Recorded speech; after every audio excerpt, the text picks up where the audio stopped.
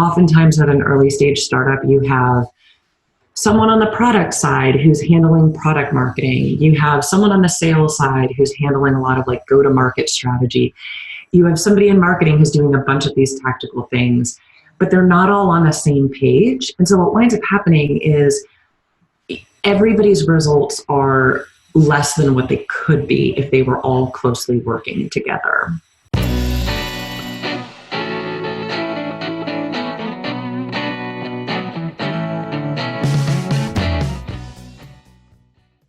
Hey guys, we have Kasey Jones here with us. Kasey is the CEO of Better Jones. And how I found Kasey was I found her content on LinkedIn, and I really loved her content on LinkedIn. It stood out among all the growth marketing content on LinkedIn. You know, it was so emphatic. You know, it had so much emotions and so much authenticity in the content. And you know, Better Jones, you know, helps fuels people business growth. You know, by focusing on people first. So, you know, Kasey, welcome to the show. Thank you so much, Bob. I'm so happy to be here. Yeah. Kasey is actually from Portland, Oregon. And, you know, I like I said, I love a lot of your content, but I would like to give you the opportunity to tell my audience the story of, you know, a Better Jones. Absolutely. Yeah. So I started my career in sales. When I graduated from college, I had no idea what I wanted to do with my life and didn't really know what a person could do because I went to a very sort of nerdy academic college where I didn't really learn any practical skills.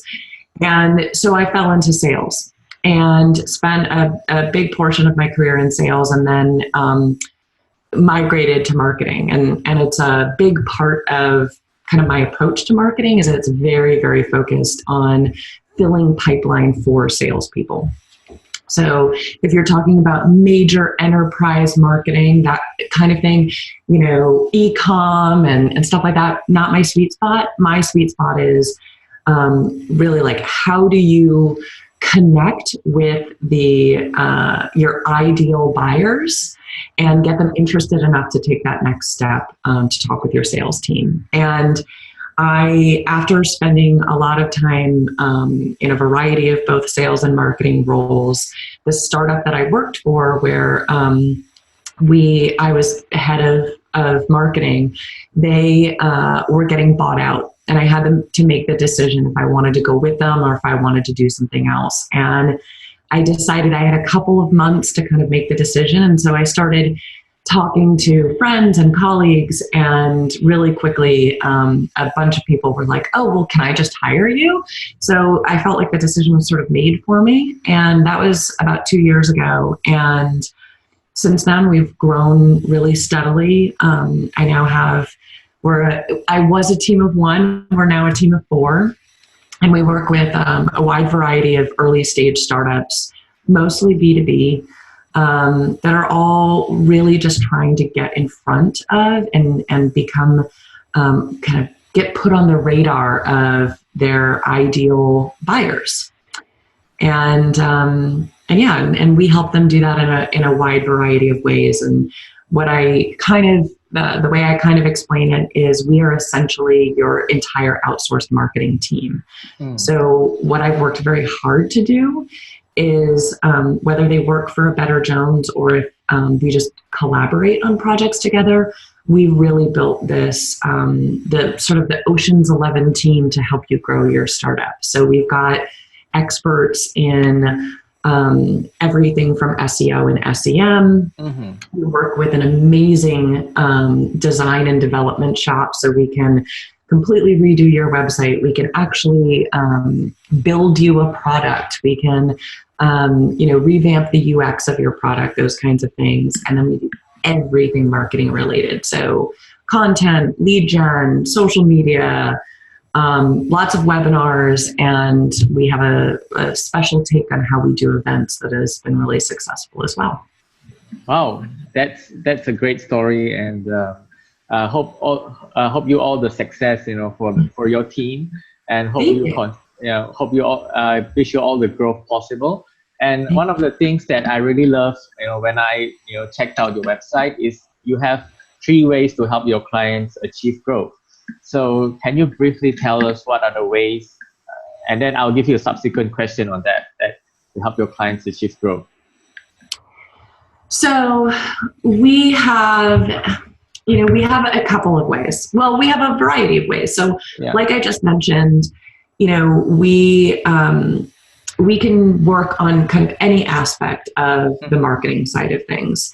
So what we really focus on with them, though, is the people that matter. So for us, we believe that relationships are the most important part of your growth. And whether it's you personally or your business, right? It's all about your relationships, and it's all about the people involved. And so we focus on your people, so your customers. Those are obviously the most important people, or maybe they're not the most important people. In my view, the most important people is also your team. So one thing that we see often, and this is a big kind of gripe of mine, you're talking to a startup. Very, very common. You've got a team of 12, 15, 20. You usually have a C-level product person, a chief product officer, a chief technology officer. You usually have a VP level person in sales. And often there's sort of a junior level marketer. And these early stage founders are shocked when they don't get the results that they're looking for in marketing, but they've hired someone who's really junior, who maybe doesn't have the experience, and they usually don't give them the support and the training and the coaching that they need. So we work to, get those companies and the clients we work with really, really focused on their buyers, like really, really understand who they are, taking those interviews with customers so that they have a much better sense. They can get in the heads of their ideal buyers, but also giving their team the resources and the training and the coaching that they need to consistently improve. And I think, I came from the sales side, and on the sales side, sales teams get really expensive training and coaching all the time. Marketers don't. It's almost unheard of for a coach or a trainer to come into a marketing team and really help them get to that next level. But it's super common in sales. And I think we're missing an opportunity here to give marketing teams, better insight, better resources, and better support to just consistently improve and consistently get better. Yeah. So I love the chronology of your strategy.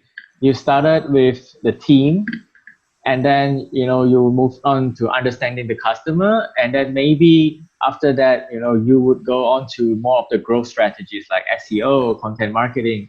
But what we get a lot in the industry is a lot on the growth strategies. We start from the growth strategies. And what I love is, you start from the team first, because as a marketer, and I myself also hold a position as a head of growth, I understand without my team, would not be able to achieve anything. Absolutely. So, And you also think about this, and I know you know this.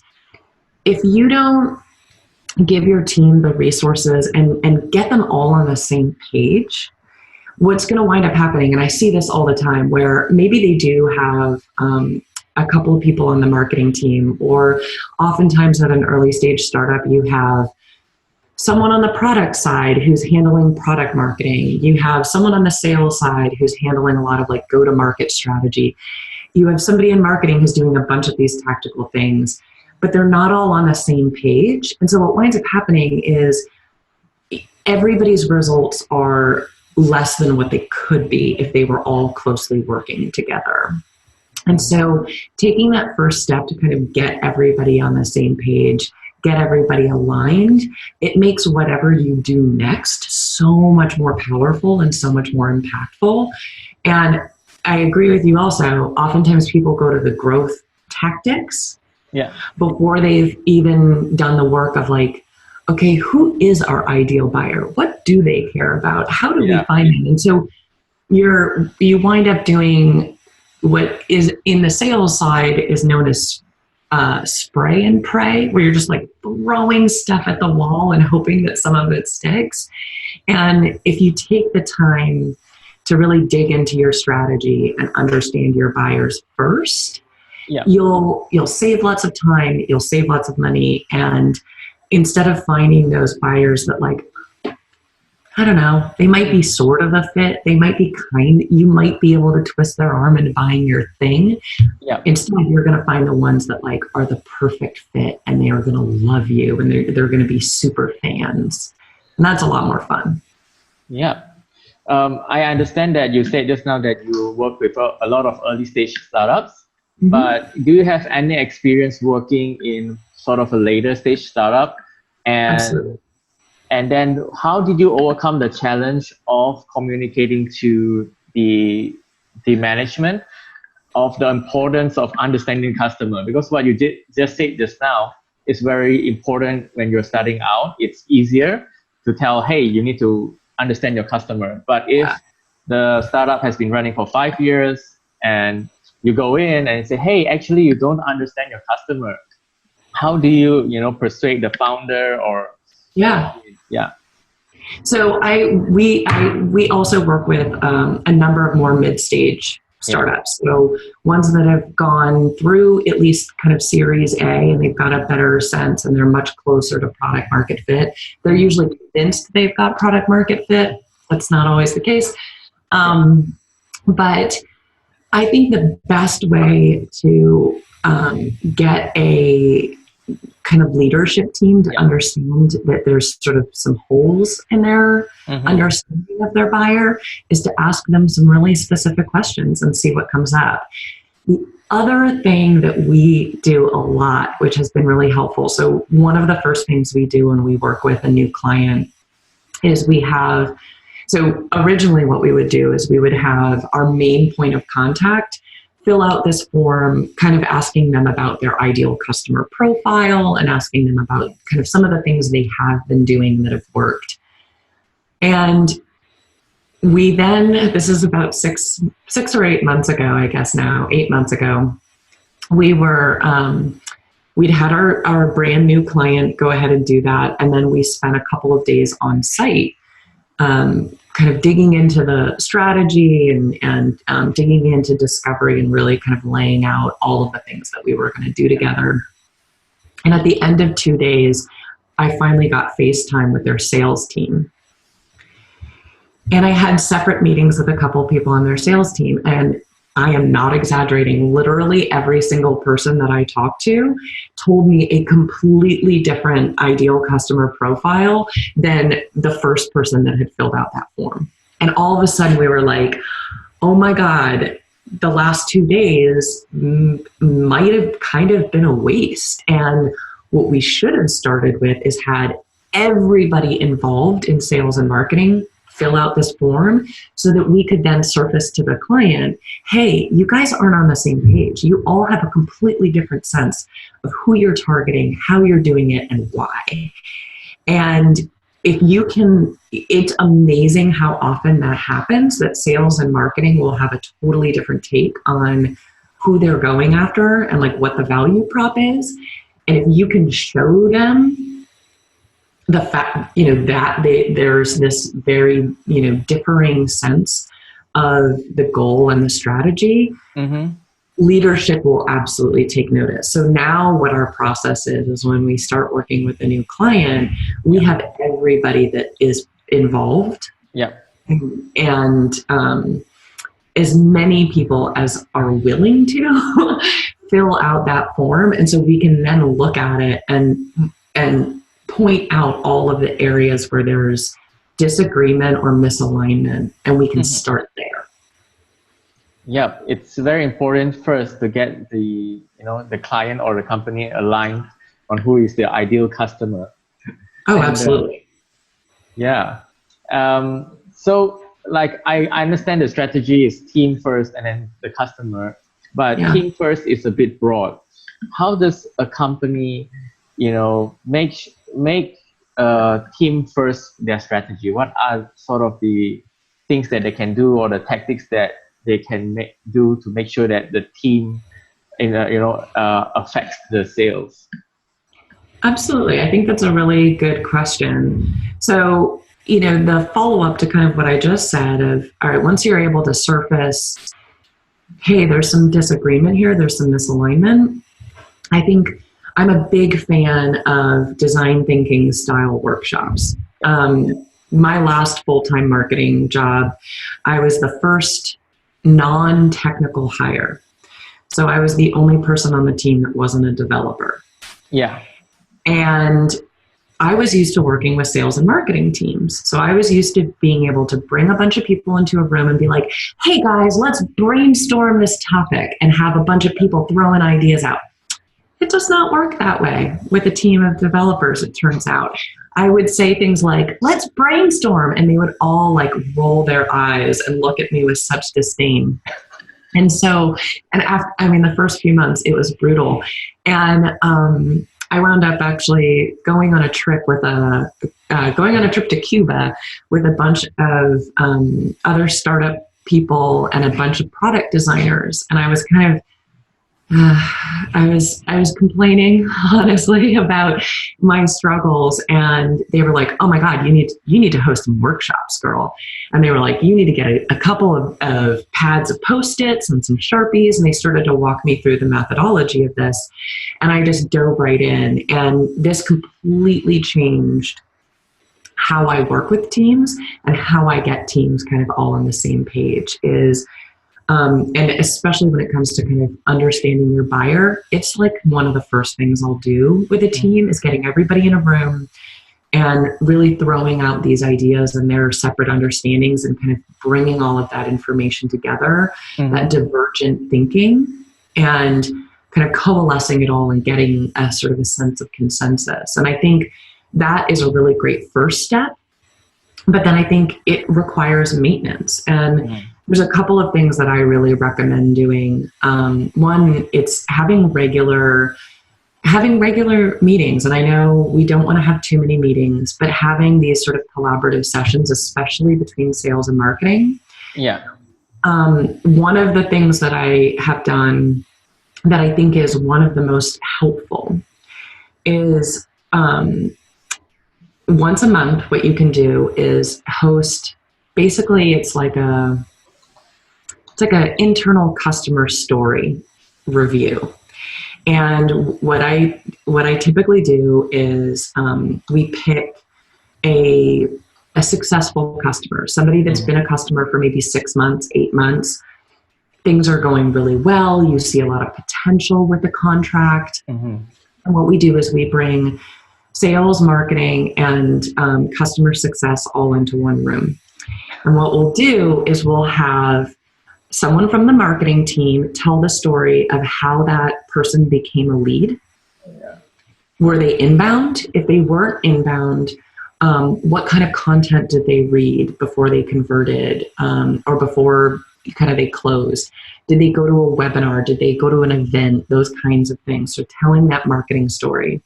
Then we have whoever handled that from the sales side tell the story of like, okay, did a sales development rep reach out to them? How did they turn it into a meeting? What happened?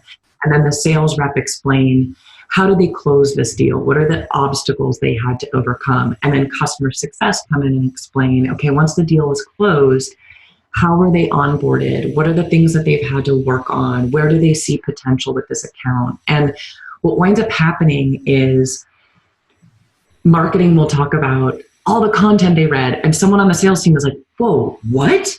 They did all those things? They have like no idea. And what winds up happening is everybody starts to better understand the other kind of department's role in closing a deal. And they all start to respect one another better. And they all immediately start coming up with these ideas where they're like, oh my God, I didn't realize that, that lady came through a webinar. What if we did webinars on this? Or like, what if I could help you get leads to a webinar? Like all of a sudden everyone's like throwing out ideas and getting really excited. And everyone also then has a better story to tell. So next time a sales development rep is making a cold call, they've got a really great story of a deal that was closed and that is successful. And they can tell these like nuances of this like customer life cycle in a way that them just reading a case study is not going to do. It's just not going to deliver the same context. And so it's one of my favorite kind of ongoing things to do with teams, because it really gets everybody more informed, but also respecting one another more and just ready to collaborate more. Yeah, that's great. That sort of answered my question on how do you bridge the connections between the customer, the sales, and the marketing, because there's often a big divide, especially marketers who don't talk or face the customers as much. Oh yeah. And it's really helpful, I think, for marketers to understand like what happens after. I think, okay, a lead came in. It would be great to understand, okay, like, what is the next step? And also it's also really helpful, what I found in those meetings, what would inevitably happen is after you do a couple, marketers will start to see that sales is having to overcome the same objection over and over again. Mm-hmm. And so then marketing will be like, hey, it sounds like this was the big hurdle that you had to overcome in that deal. What if we put together a webinar on that topic or better content? And so there's this like give and take that comes up that I think is really helpful. And the other thing I can say is this, almost every time I've done this, after maybe 3 or 4 of these, someone from the product team will find out about them and be like, hey, can I sit in on those meetings? That sounds really interesting. And so it becomes this like, and I'm a big believer in how do you close the marketing, sales, customer success, and product gap. And this is a really, really excellent way to do that. Yeah, amazing. I'm getting so much value out of this. But I have to ask you a question as a marketer, as a marketing consultant myself. Like the thing you just said is very good and very important. But sometimes the reason why a lot of marketing consultants would focus on the strategies is the clients are expecting results. So they are expecting you to tell them, oh, I did this growth hack, or I did this content, and then that's the traffic I brought in, and suddenly the sales increase. So how do you manage to sort of get your client to do this type of exercises, even though it might not give them the sales in the short term? That's a very good question. I think we've been doing more and more is treating client engagements as kind of phases. And so we move very quickly to start out with. So like we will do everything we can to pull out all the stops and really start to accelerate kind of lead generation and pipeline growth really early on so that we can build that like trust with a client. And, but I think it's a balance, right? So like when you do that, it can then become hard to say, okay, now let's take a step back. And so what I try to do, and I'm trying to be better about doing, is explaining my goals there from the jump. Like, yes, our first quarter of working together, we're going to pull out all the stops. We're going to do all kinds of great, crazy growth stuff. We're going to, generate a bunch of new leads and fill pipeline and kind of get things going so that we can afford to take a little bit of a step back and get more strategic. Yeah. Because the other thing that I find is it takes time. We'll uncover a lot of kind of unknowns and misalignment early on, but oftentimes 3 months in, we will start to realize that there are other things that we've missed.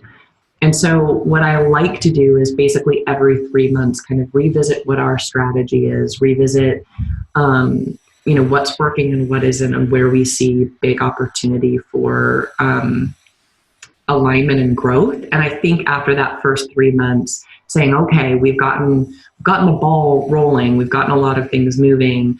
Now let's start to lay the groundwork for longer term and more kind of foundational and like fundamental stuff. like these, regular meetings and that kind of thing. But I agree with you. Like, if you open with that, almost no client is ever going to listen to you. Really? I mean, it's like they want results first, and Yeah.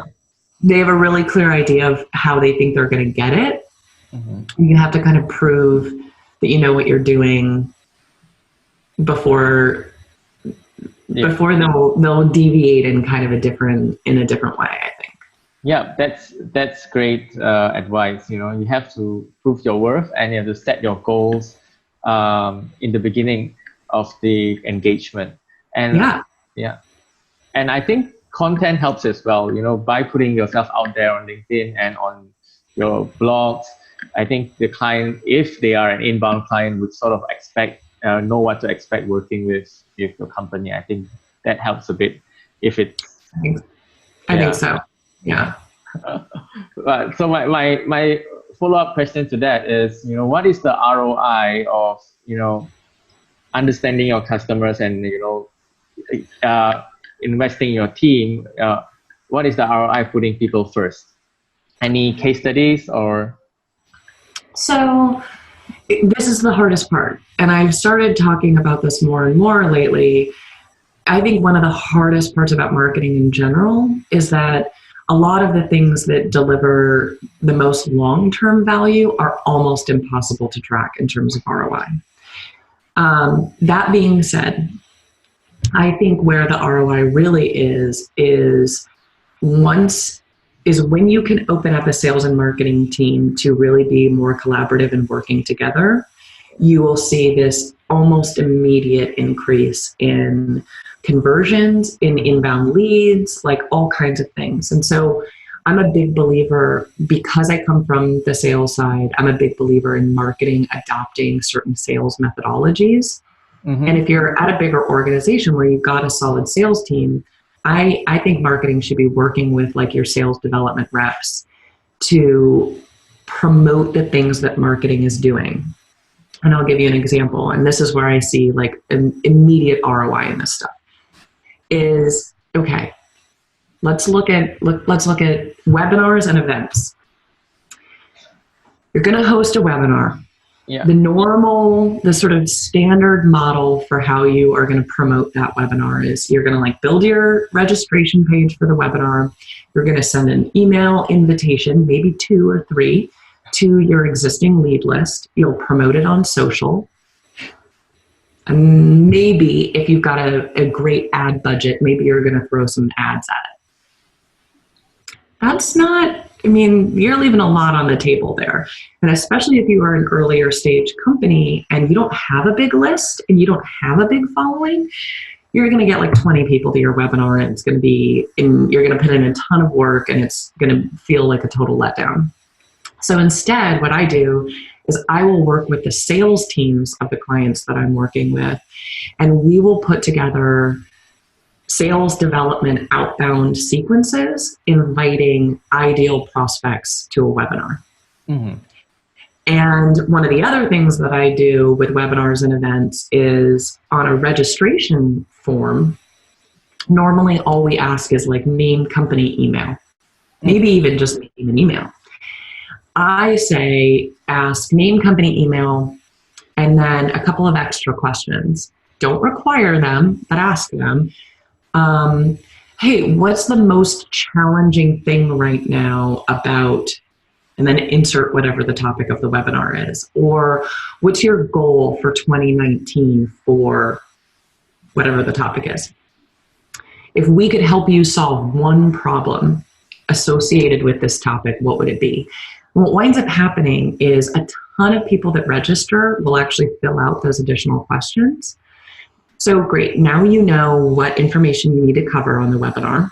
Mm-hmm. But the best thing is after that webinar is over, you've got this full registration list. Whether they attended the webinar or not, mm-hmm. your sales development reps can then follow up, and they can say, hey, I noticed on your registration that you said your biggest challenge right now is X and Y. Turns out that's exactly what we can help you solve. Mm-hmm. If we could do that for you, would that be worth a 30-minute phone call? And your sales Wow. team's ability to turn that into a sales qualified meeting just went through the roof. And every time we do this, the sales team comes back to me and is like, oh my God, Kasey, we've just got a bunch of qualified meetings with our ideal candidates, people that weren't responding to other sales development sequences. And now we have this amazing context to reach out. And we do it with webinars and with events. And, it's the increase in kind of pipeline filling activity is pretty astounding. Mm-hmm. Great stuff. I love the part where you said, identify your customers' challenges, and that's where you get the angle, and that's where you understand the pain points of your customer, and that works. So I can imagine that. Well, and here's the other thing, right? Like, I'm a big believer that understanding your customer is an ongoing activity. It's not like a one and done. You don't do one, dive into persona profile development and then you're done. No. Like, there's always new things to learn. And so the thing I love about doing that is you get a ton of research on your ideal buyers, because your SDRs are only going to be sending invitations to your target people, right? And so you get all this amazing feedback. And the other thing on the marketing side, now we know what the next 5 blog posts we need to write are because our ideal buyers have given us a bunch of really, really kind of targeted information about what they care about. Yep, amazing stuff. So how do you get the marketers and the salespeople, or even the product team, to be more customer centric?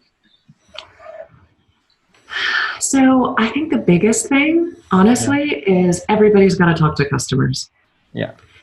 And I think, you brought this up earlier, marketing never talks to customers, and it's crazy. Like, they need to, almost more than anybody. Actually, no, everybody needs to talk to customers. It's not a more than anybody. And so what I really encourage is for companies to require that on a monthly or quarterly basis, there's a certain number of customer interviews that they've got to do. And they can be short. Most customers will be very excited to, have a 15-minute conversation with someone in social media because they just want to learn more about what Twitter accounts they follow or how they consume information on LinkedIn. Customers are always down to do that. And having these conversations, it helps put kind of that sort of human touch to things. The other thing I would say that I think is really helpful is you need to have a brand narrative. So one of my favorite exercises to do with clients is to help them put together their brand story. And so when you think of your brand story, and by the way, I use the framework from Donald Miller's Building a Story Brand. I've made some adjustments to make it more specific to B2B, but I think he basically creates, he helps you create a story arc. I think he used to write screenplays, and now he is in marketing. And so he helps you create a story arc for your brand. But the hero of your story is not you. The hero of your story is your customer. And instead, you are their guide. You are their Obi-Wan, maybe their Yoda, depending on the role that you play as a business. And you are the one that is helping the hero, achieve their success state, reach the mountaintop, slay the dragon, win the queen, whatever. And so when you can put together this story, that's something that, and it's no joke, every time I do this exercise with clients, especially if it's like a technical founder, they always feel awkward bragging about their company and about their product. But the moment you're like, no, don't brag about you, brag about your customers, this switch flips, and they're like, oh my God, I can do that. Like I can totally brag about my customers and all the cool things that we help them do. And everyone on your team will experience that same thing. And so it's all about just how you talk about your company and how you talk about the role that your company and your product plays. It's got to be focused on your customer exclusively. Like they are the heroes. You're just the one that helps them get there.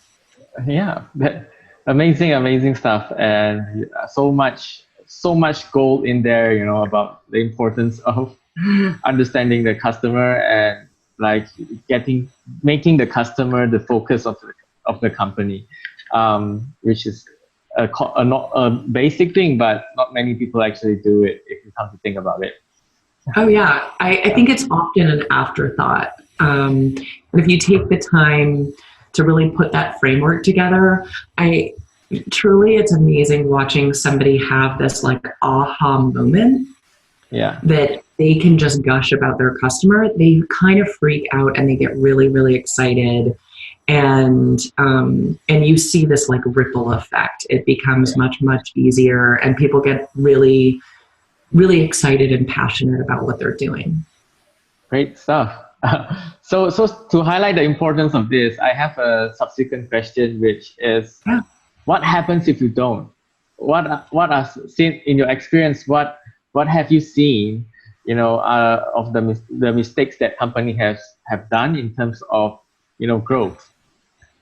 Oh my God. I don't know that we have enough time to really cover this. Yeah, you cover one or something. I think there's a few things. Yeah. First and foremost, like when it comes to just not really knowing who your buyer is, what winds up happening is you just waste a ton of time. And like if you look at a website where it's really obvious they don't know who they're talking to, or they're not even thinking about who they're talking to, what winds up happening is they'll look at a website and they won't really understand what you do or how you do it. Like people will just be sort of confused. Yeah. And so things just fall very flat. And I think that's first and foremost. The other one, though, that I see all the time, and we've already talked about this a bunch, though, is everybody doing their own thing and it not being part of a cohesive growth strategy. And you miss a lot of opportunity. Like if your sales team, let's say marketing is putting on an event and your sales team doesn't even know about it, how are they going to, how are you going to get your ideal buyers at that event? How are you going to make the most out of it? Or oftentimes it's, product has just released a bunch of new features and stuff that people on your list who maybe did your free trial a year ago, but didn't convert because you didn't have certain features. If marketing doesn't know and sales doesn't know that these specific things have changed and they don't know how to talk about them, you're leaving, potential opportunity on the table, because there could be people in your lead list that the moment they know that feature is available, they would convert. But if you don't have a system of telling them, they're never going to know. And so it's this whole thing. And I get it that like we all move really quickly and you get kind of heads down, but there has to be this coming together and this kind of cohesion to this strategy and how you do things. Otherwise, there's all of these like little missed opportunities all over the place. Yeah. That's great to hear. So I thank you for your time. So last question more on the growth strategy part, because we have to talk about the strategies in the end. So I think I heard you say something about doing events for your clients, and I heard you talk about webinars. So what is your strategy when it comes to events? Yeah. So our strategy when it comes to events is very similar to our strategy with webinars. And let me just say, when it comes to webinars, don't do an hour of slides. Nobody wants to watch that. And it takes a ton of time to put it together. And so you'll do like one webinar a quarter and people will find it boring. Instead, I am a big advocate of webinars that are like this. It's a conversation. It's like a podcast style interview. And you can do a panel discussion. And so for events, what we do for clients a lot is we put on panel discussions. So what we will help them do is we will identify, we'll pick a city where we know they've got a bunch of kind of ideal buyers. We will find industry thought leaders that have some kind of cachet and can speak about kind of a broader topic that are in that city, and we'll put on a panel discussion. The real benefit here is you can usually find a free venue. So there's usually a WeWork that you can find, so cheap or free, or oftentimes there's a local company that they've got a big event space and they're happy to let you use it. And then you get these people to speak on a panel. You usually have somebody from the client company, either moderating or on the panel or both. Yeah. So it's thought leadership, and it's about a topic that is kind of related to the business and related to sort of the why of the business. And then the big thing is that we send outbound invitations. So instead of just posting it on, social and like praying that people come, we build a list of all the people in that city that we think would really find value in this event. And we send them a personal, customized message saying, hey, because of your role doing whatever, we thought that this event would be, right up your alley. We thought you'd find it super valuable. But we also thought because you've got a ton of expertise, you'd have some really amazing questions for our panelists. And we know that our event is better when there are amazing people in the audience. And so we wanted to invite you to network with all the other people that we're going to invite to this, but also ask us tough questions, help us direct the conversation. So what winds up happening is people feel super flattered that you've asked them. I will say that sometimes they then think that you're asking them to be on the panel, and it gets a little awkward, but you can solve that.